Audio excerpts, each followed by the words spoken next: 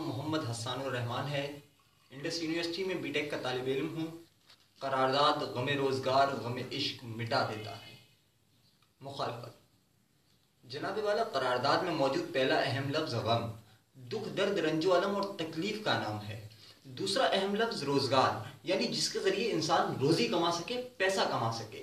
تیسرا اہم لفظ عشق، ہاں محبت کی آخری سیڑھی جنون کا نام ہے. اس کیفیت کا نام ہے کہ جب انسان اچھے اور برے کی تمیز بھول جاتا ہے، جب انسان اپنی جان مال عزت و آبرو ہر ایک شے اپنے محبوب پر قربان کر دیتا ہے. بالکل اسی طرح کہ اگر عشق میرے قائد کو برے صغیر کے مظلوم مسلمانوں سے ہو تو پھر وہ اپنے جان لیوا مرض ٹی بی کو بلا کر اسلامی جمہوریہ پاکستان کے قیام کو یقینی بناتے ہیں. اگر عشق اس دھرتی کی بقا و سلامتی کے لیے ہو تو پھر عالم کی صورت میں ایک منٹ میں دشمن کے 5 جہاز گرا کر تباہ کر دیتا ہے. اگر عشق اس دھرتی کی عزت و ناموس سے ہو تو پھر راشد منہاس کی صورت میں اپنے جہاز کا رخ زمین کی طرف کر کے اپنے لہو سے سرزمین پاکستان کو رنگ دیتا ہے. اور ہاں جناب والا، اگر عشق تعلیم سے ہو تو پھر 140 لاشیں اٹھنے کے بعد بھی آرمی پبلک اسکول میں ویلکم بیک ٹو اسکول کی آواز پر لبیک کی صدائیں گونجتی ہیں